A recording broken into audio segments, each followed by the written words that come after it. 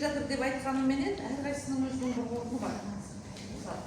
Русланның өзінің орны, Камоланың, Динардың, Асқардың, Дәулеттің әрқайсысы. Оны байқай жатасыздар. Қазір Руслан ортаға шығарайықшы. Ой, рахмет. Тыңдаңдар, Гүлнара. Тыныш. Алғашындыр.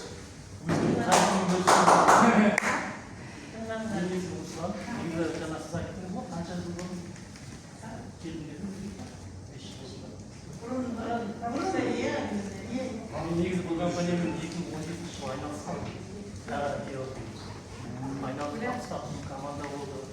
Бірақ сол жылы қыстап кеттім. Неше түрлі компаниялар болды, керамикаға. Соларға ердім да мен солармен айналысында қалды жайында. Арада 8 жыл салдым, қайтадан қайтып келдім. Бірақ сол аралықта мен неше түрлі проекттермен айналыстым жаңағы пирамидамен. Ақын саласын ештеңесі байып кетесің дейді ғой, сонда мен үйін айналысқам. Бірақ табасың, әңгіме жоқ, күнде табасың, бірақ солай кетеді. Сөйтіп солай кетті мен. Содан кейін осыған қайтып келдім. Бірақ сол аралықтың бастап кете алмайтын. Бастардың үшін ойымда тұрады. Сонда 7-8 есімдер осы бірақ осы бұның алды бір компания майдан үшін бұл болмай алып мен ұсталды. Мен ұсталды, жақсылапты жоғарыдағы содан кейін ойландым. Нормально достойный компания істеу керек. Қазір компания көп, сетевой компания былай жаңағы біреу маркетинг планы былай емес, біреу товар бар, товар істемейді. Бірақ маркетинг планы беріп ақшасы аз. Мен маркетинг планы қатты бар еді. Өйткені мен бұл компанияда мен табыс табу үшін үйренемін негізінде. Денсаулық құдай үшін денсаулық түсетін нәрсе. Мен маркетинг планы қарадым бірінші, қаншалықты халыққа қанша пайыз ақша береді. Одан кейін нюанстар бар ғой, дифферент бонус қанша береді, бинарный бонус қалай көтеру керек, система, соның бәрін қарадым. Просто басқа компаниямен салыстыралым, неше түрлі компания бар ғой. Біреуін жақтап қалсаң өзің айта береді ғой, ал мен ондай адам емеспін, жақсы істей бердім. Мен қараймын, маркетинг көріп, ютубтан қараймын. Бірақ мына компания жетеді маркетинг планын көрген жоқпын. Енді өнімдері жақсы шығады, басқа компания. Бірақ мына компания маркетинг план істейтіні, мен қалай компания маркетинг салыстырдым. Сосын, бірақ бастап кете алмай жүрмін, қалай бастасам. Енді бұны бастау үшін де спонсор деп көрген астына кіре салмайсың ғой. Ол может клиент жағу. Мен білмеймін. Мен ондайларды мен білемін. Спонсор іздеп жүрдім да, Райхан ағамға кездесіп қалдым. Инстаграмда көрдім, ютубта іздедім. Райхан ағам шықты. Оның алдында басқа адамдармен сөйлестім де, оның өзім ұнамады қойған сұрақтардың жауабын ала алмадым да. Райхан ағамға сұрақ қойдым, тарс көріп тұр. Сосын Алматыға келді, кездестім, ағайын. Болды, все. Менің адам уақыт дедім. Все. Қайтқан заңды тіркелдім. Мен араға 9 жыл салып, қайтқан команда бастадым. Аз уақыттың ішінде себебін ұстасына көтердім. Команда жайлы ал мен табыс табу үшін себебім, мына жерде мысалы бинар деп айтып отырмын дейді. Елдер сызған кезде ойлайды, пирамида деп ойлайды. Былай қарасаң пирамида адам қашатын дейді, ойбай. Ал менің жұмысым қаржылай тәуелсіз болу. Яғни мен үйде жатқан ақшаны маған түсіп тұру керек. Ал мына жерде өнім бар. Кез келген адам, мына кірген адам қолдан өнім алады ғой, адам шақырмай қойсын, маған қызық емес, ол адам шақыра ма, шақырмай. Менің жұмысым адамдарға айта беремін. Талап адам шақырып тастаймын, мынау өзіңді шақыр, мынау өзіңді шақыр, мен мына жақтан шақыра беремін. Оның бәрі мынаған Филиппин түседі ғой, Филиппин түскен кезде мынаған пайдасы табады мына. Маркетинг планын қатты ұнады. Енді қараңыз, адамдар шақырып алып, біреу істейді, біреу істемейді, біреу бір рет хабарлап одай алмайды, жоқ бүйтіп та басқа компанияға кетіп қалады, маған ол не волнует. Мен шақыра беремін, ол бұның астына кетіп жатыр пайдасына. Екі адам ғой, екі команда. Мынаған пайдасы бар дейді түсінген адамға. Мына үшін біреу клиент болуы мүмкін, мынау сатушы болуы мүмкін, біреу де кетіп, біреу клиент болды, маған пайдасы бар. Клиент болуға сатушы болуға пайдасы бар. Өйткені бина деген нелер апта сайын төлейді. Бинадыңыз 8% жоғары. Ал сол ақша маған түседі, мен мына өнімді тегін аламын. Мен ол өнімді сатып жіберсем болады, мен өзім отырсам болады. Мен қайта сұрақ, мен ештеңе кеткен жоқ, мен команда құрып алдым, мына ішіне өзім сияқты екі адам шықса болды ме? Мына жақта бір адам шықты ма? Болды ме? Бүткіл табысын бәрі алып шығамын. Уже аз уақыттың ішінде толық жай ғана. Просто айта беру керек, системасы болмайды, бұл жерде андай қатып қалған қағида жоқ. Активация, анау деген нәрсе жоқ та, оның бәрін мен көрдім. Товар күшті жұмыс істеп тұр, бір емес бірнеше товарды айтуға да ұялмайсың, сатсаң да ұялмайсың, реклама жасасаң да ұялмайсың. қазір үйдің бәрі мысалы болмайтын нәрсеге. бір электің өзінен Бір көріп жатырмыз өзіне ғой. отып деген бөлек. Бәрібір мен осындай компанияны көрген жоқпын, қара компанияда болдым.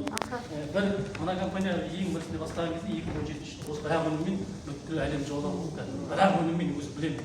Бір-ақ өнім ондай компанияны көрген жоқпын. Бір өніммен жаулап алған. Содан одан өзінің фабрикасы бар.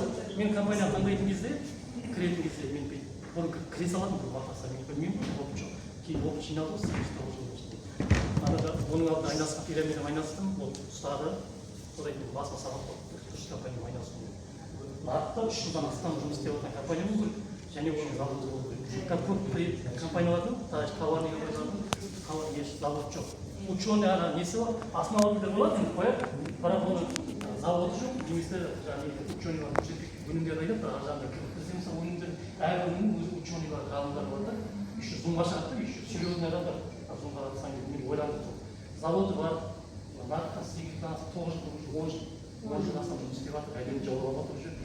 Қорықпайсың да, сертификат бәрі бар, маркетинг планы өзгермеген, сол маркетинг солай келе жатыр. Мен соған қатты мән бердім, содан кейін осы қайтып келдім да, ара 10 жыл салып, қайттан бастадым. Бірақ ешқандай кеш емес ол. Уақыт қой, уақыт. Адам өз уақыты болады, түсіну керек та соны. Ал кейбір адамдар бар, сөйлеп қалған, ой, менен қалған нәрсе отырып бар. Сөзбен ғана да ол батыр болған, чемпион болған, бірақ мына жақта ондай емес. Бәрі біледі ғой дейді, бәрі білсе 100 адам отырмай ма, миллион адам отырмай ма? Кей адамдар бар сондай. Білмейді да көп адам. Просто олар әр компания секіріп жүр да. Ал секіріп жүрген жерлерін қарасаң, көбісі пирамидада жүр. Олар ойлайды, секіріп жүрген деп ойлайды. Ол пирамида. А пирамиданың нюанстары көп. Білемін да. Сосын мына жерге мен келдім, бастады, жасады, құдайға шүкір, мен келген адамды табылдым ғой, ол қажет пирамида. Пирамидада адамдардың айтқан сөзін айта салады да. Любой келген адам өз қолына товар алады. Значит, пирамида емес. Товар алмай жатса екен. Пирамида қандай? Келеді, саған бір нәрсе айтады, криптовалюта инвестиция салып қоясың, мына алмайсың, саған ақша беріп отырады. Ондайдан қашу керек, мен бұрын ондайға жүгіретінмін ғой. Кәдімгі ондайдан қашамын, берем десем керек емес. Өйткені настоящий пирамида сол. Ой, адам шақырмайсың дейді, бірақ сен ояққа шақырасың. Саған ақша беріп отыр ғой, сен дәміккеннен тыныққан жаман. Уже мынаны шақырасың, мына саған ақша төлейді. Мына өзінің ақшасын алып ертең бір күні жабылған кезде, мынаның бәрі саған жабса ғой, вот сол кезде түсінесің да. Ал көп адам сондай жақта адасып жүр. Ой, месеке ойда хабарым бар, ана мұны дейді, бірақ білмейді ештеңе, түсініп жатқан жоқ. Білген басқа, түсінген басқа ғой. Оны түсіну керек. Мына жерде система бар, келдің, системаны құрып тастадың, бизнес құрып тастадың, болды, все, әрбір жұмысын істеп жүр. Мен Райханға мен қызығамын, қанша жылдар істеп жатырмын. Мен неге Райханға таңдадым? Мен неге спонсорды неге іздедім? Спонсордың да спонсоры бар, мысалы бір адамдар бар. Клиент болып жүреді да, біреу адамдар бар, 5-10 компания жүріп тұр, бір өзінше, мен оның ютубын қараймын, инстаграм бәрін ақтарамын. Именно осымен айналысатын адам болды, мен сондай адам бір жерді қазып жатқан адам болды. Райханға қарадым, бір жерді қазып жатыр, 2017-19-дан бері уже маған ұнады сол жағы ше, басқа жақ қызық емес. Зато табысты жүріп жатыр, көріп отырмын ғой, қалай командасына белгілі болып табыс қанша тауып жатқан қалай. Мен содан кейін Райханға таңдадым да, содан кейін осыны бизнесті бастадым да, сөйтіп команда жайлап адамдарды шақырғанда қалай адамдарға информация бересің ғой мына жерде. Компания жерде өсіп айтасың ғой болды. Қазір серебряный багажы. Мысалы Сереброға шығу үшін қанша нету керек? Жаңағы басқа тұрмай жаңағы 2-5 тындырып алайық потом. Сіз бірінші адаммен істей беріңіз. Иә. Түсінікті, болды. Сразу бриллиант болып кеткіміз келіп тұр ау десеңіз.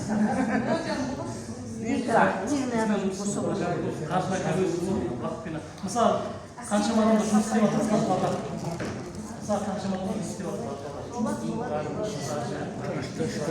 алатын проект, бірақ бұл жерде система жоқ та, олардың әңгімені тыңдасаң, сол клубына кіріп өсек қой, өсек, ана жаңағы ештеңе жүріп жатқан да, мынаны айтатын болсаң, өзің приколға маған ештеңе қызық емес ол, адам көп қой ізденіп жүрген.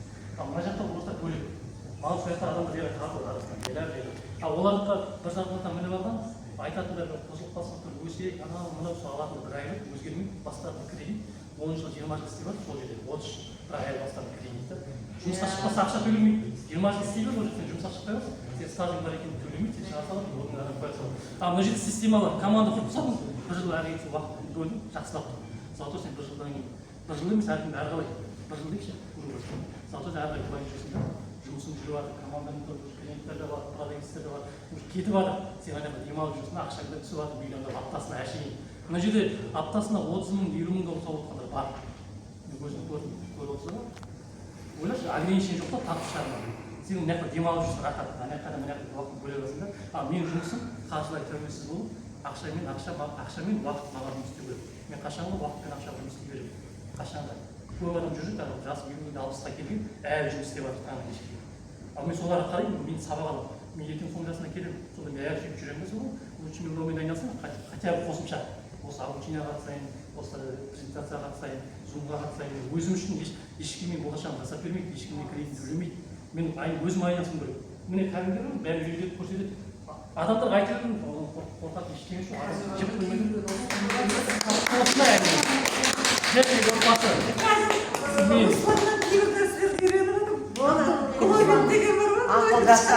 Ақыл жастан деген осы.